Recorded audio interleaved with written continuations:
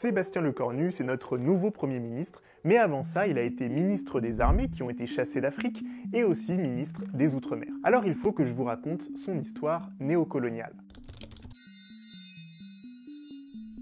Sébastien Lecornu est né dans le Val d'Oise. Passionné par l'armée, il voulait devenir militaire, mais finalement il a fait de la politique. Dès 16 ans, il milite à l'UMP, puis rejoint Macron chez En Marche, où il gravit les échelons jusqu'au 6 juillet 2020. Jean Castex devient Premier ministre et il nomme Lecornu ministre des Outre-mer.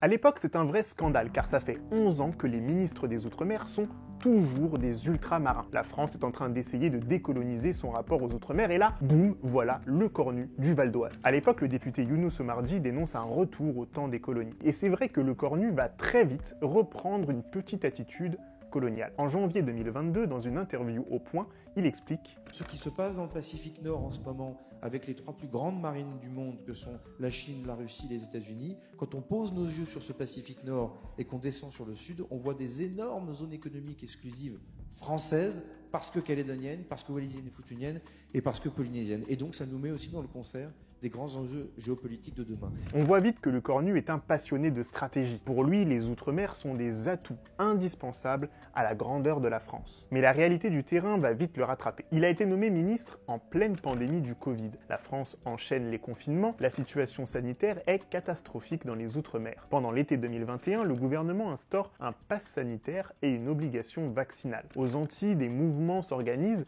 pour exprimer leur colère face à la gestion catastrophique de la crise. Dimanche 28 novembre 2021, Sébastien Lecornu arrive en Guadeloupe avec une énergie vraiment... La main est tendue, néanmoins ça reste une main de fermeté. Ici c'est la République, et donc les lois de la République ont vocation à s'appliquer, et une fois de plus, je ne suis pas venu ici pour incarner un État faible, mais aussi évidemment un État qui dialogue. Et donc ce dialogue, ça donne quoi? J'accepterai de dialoguer avec ces personnes demain, je le dis, mais je leur dirai aussi droit dans les yeux qu'ils doivent condamner les violences d'où qu'elles viennent. Bon, bien sûr, le dialogue n'a pas pris. Et en parallèle, Sébastien était occupé à organiser les référendums sur l'indépendance de la Kanaky. À cause du Covid, les indépendantistes kanaks demandaient de décaler le 3e référendum. Mais Lecornu maintient la date du 12 décembre 2021. Les Kanaks décident donc de boycotter le référendum, ce qui donnera un résultat de 96,49% en faveur du maintien de la Kanaky dans la République française, avec la participation de moins de la moitié des habitants de l'archipel. Bref, Lecornu va aussi mettre son nez dans le scandale du chlordécone, dans la lutte contre l'immigration à Mayotte, et j'en passe. Nous sommes en avril 2022, Macron remporte l'élection présidentielle et nomme Sébastien Lecornu ministre des Armées. Il est temps pour lui de partir et de passer le bâton à Yaël Braun-Pivet. Oui, vous avez bien entendu, et le plus fou, c'est la vidéo de cette passation de pouvoir. On vous fera sans doute cette remarque que l'on m'a faite, vous n'êtes pas ultramarine. Néanmoins, vous connaissez les Outre-mer. Et une bonne connaissance, plus le cœur, devrait, je le crois, nous permettre d'y arriver. Pas besoin d'être ultramarin pour diriger les Outre-mer, il suffit d'y mettre du cœur. C'est aussi ça, la diversité. Mais le pire, c'est le discours de Yaël Braun-Pivet. Les Outre-mer ont des spécificités, sont chacune singulières, elles ont des spécificités historiques, aucune n'a la même histoire. Elles ont des spécificités géographiques, chacune a une singularité. Grâce à nos Outre-mer, le soleil ne se couche jamais. Bon, c'est littéralement la phrase qu'on trouve dans toutes les affiches de propagande de l'Empire colonial. On comprend mieux les positions de Yaël sur Gaza. Bref, revenons à Lecornu, devenu ministre des Armées. Il faut savoir une chose sur Sébastien Lecornu, c'est qu'il a écrit un livre intitulé « Vers la guerre », que j'ai lu, oui. Et dans ce livre, il nous donne toutes les clés pour comprendre sa vision des enjeux politiques du pays. Une vision très inspirée par un homme, Pierre Messmer. Dès l'introduction, Lecornu explique « Un homme parmi mes prédécesseurs représente pour moi une source d'inspiration permanente. Pierre Messmer. » Alors qui est Pierre Messmer? C'est un homme politique français gaulliste qui a étudié à l'époque coloniale dans l'École nationale de la France d'Outre-mer. C'était l'école coloniale. À la fin de ses études, il a fait donc une longue carrière coloniale, il a participé à la libération de la France face aux nazis, il était sous-lieutenant des tirailleurs sénégalais, puis il a participé à la répression des indépendantistes camerounais.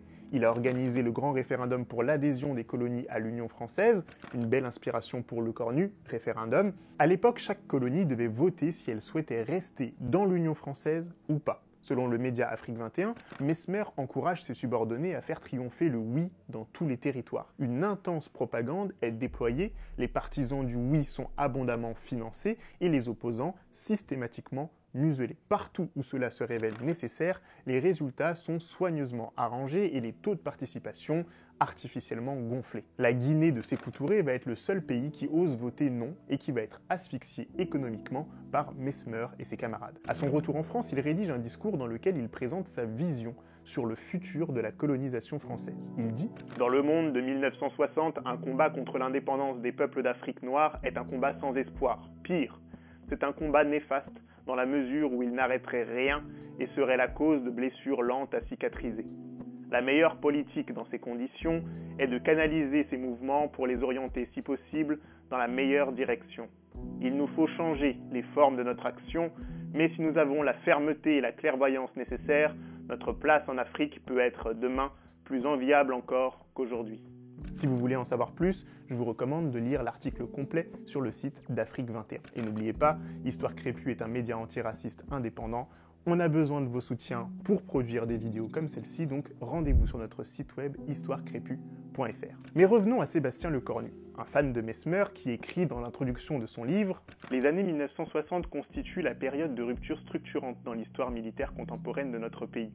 S'en inspirer pour comprendre les choix d'alors permet indéniablement de mieux se projeter dans l'avenir et de prendre les bonnes décisions. » Lecornu se positionne dans les traces de Mesmer. Il transforme la logique néocoloniale pour mieux la faire exister. Le premier chapitre de son livre commence par l'analyse des défaites de la France dans les guerres d'indépendance anticoloniales. Il critique les corps expéditionnaires qui envoient des soldats métropolitains aux quatre coins du monde et qui produisent plus de rancœur que de véritables victoires sur le temps long. Alors sur ça, je suis plutôt d'accord avec cette analyse, mais d'un autre côté, Lecornu reste fidèle au discours officiel de la France et défend le bilan, par exemple, de l'opération Barkhane. En 2023, dans une audition au Sénat, il martèle « Les trois services dont j'assure la tutelle n'ont pas failli sur la situation au Sahel.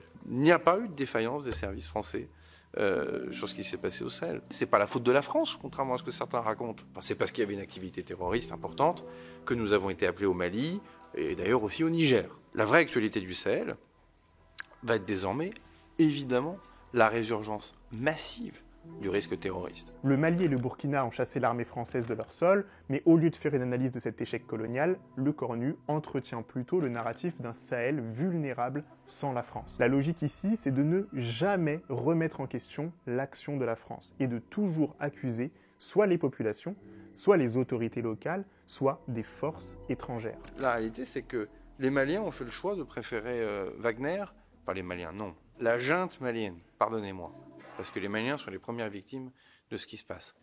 La junte malienne a fait le choix de préserver son pouvoir et ses avantages en ayant recours à Wagner plutôt qu'à l'armée française. Et il fait pareil sur le bilan des Outre-mer. Au lieu d'analyser la colère légitime des Kanaks, il explique dans son livre « Ces territoires ont aussi leur vie politique, sociale et culturelle propre, sans oublier leur histoire douloureuse au sein de l'empire colonial français. » Alors là, ça commence bien, mais la phrase tout de suite après, c'est « La guerre informationnelle, les fausses informations relayées par les applications WhatsApp et Telegram ou sur les réseaux sociaux, y sont plus puissants que dans l'Hexagone, comme j'ai pu largement m'en rendre compte pendant la crise sanitaire de la Covid-19, et singulièrement sur le sujet de la vaccination aux Antilles. Cette particularité est aussi une fragilité identifiable par d'éventuelles puissances étrangères prêtes à s'ingérer dans notre débat interne sur l'avenir de ces territoires.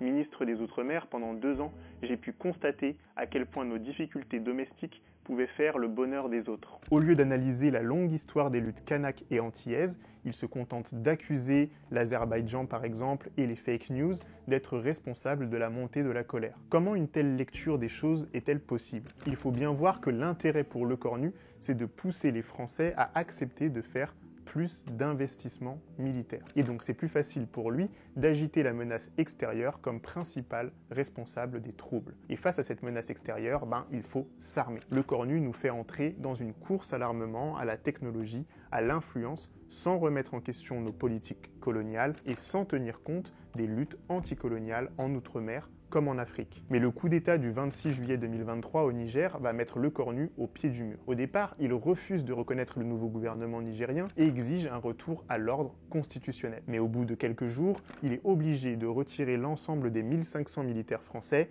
et même de fermer l'ambassade. Encore une fois, il minimise la défaite. Le Niger était une base qui était au service des Nigériens. Dès lors que les Nigériens ne combattent plus le terrorisme, on les rapatrie.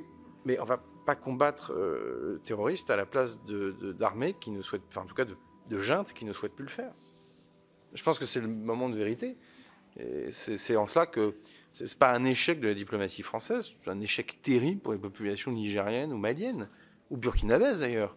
Le Cornu fait peine à voir dans cette imitation d'OSS 117, mais il va tirer profit de ce fiasco pour tenter une approche digne de Mesmer. Il explique « Le maillage de nos bases militaires à l'étranger est davantage lié à notre histoire qu'à nos intérêts du moment en tant que tel. Précisons qu'en 2024, le nombre de soldats stationnés à l'étranger n'est en rien synonyme de puissance. Cette conception très 19e siècle reste trop souvent ancrée dans l'esprit de la plupart des observateurs et des acteurs politiques, mais aussi au sein de nos armées. L'essentiel de nos bases se trouve aujourd'hui en Afrique et elles sont souvent le fruit des négociations menées lors des déclarations d'indépendance de ces différents pays et des accords de défense qui s'en sont suivis dans les années 1960. Nous devrons en retour les accompagner avec une plus forte offre de formation et des équipements au meilleur niveau. Au moment où les industries de défense chinoises, turques ou israéliennes proposent des produits nouveaux à des prix compétitifs, il s'agit d'un changement de logique très profond qui nous amène à aider nos partenaires à mieux exercer par eux-mêmes leur sécurité et leur souveraineté au lieu de le faire à leur place. Il faut cesser de réduire la France à sa simple présence militaire tout en veillant à ne pas diminuer son influence et son rayonnement sur le continent africain. Là est le défi et il n'est pas encore gagné. On reconnaît ici l'inspiration de Mesmer et l'intérêt de Le Cornu pour la compétition entre les grandes puissances. Mais alors, comment relever ce défi? On comprend vite sa solution au chapitre 10 de son livre, intitulé « L'exportation, condition sine qua non de l'équilibre de notre modèle et de son autonomie ». Le Cornu est prêt à tout pour maintenir la France dans le top des producteurs et exportateurs d'armes mondiaux. Il veut vendre des équipements militaires en Europe, mais aussi dans le reste du monde. C'est avec une plume néocoloniale qu'il écrit « Le monde est à nous ». C'est donc paradoxalement en dehors de l'Europe et de la zone OTAN que nos exportations connaissent les plus gros succès.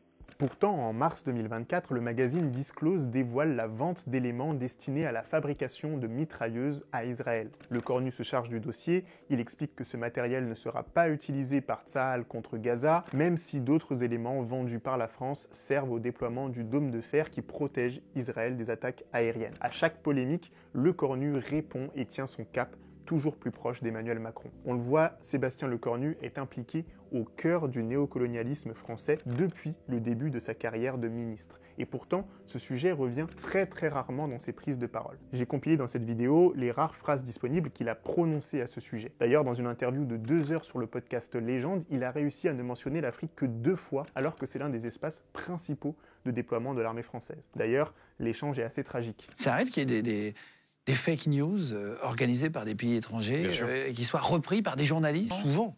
Ah oui? Souvent. Et y compris dans les univers francophones, au-delà de la France, y compris en Afrique, où parfois les informations vont très vite, elles ne sont pas vérifiées.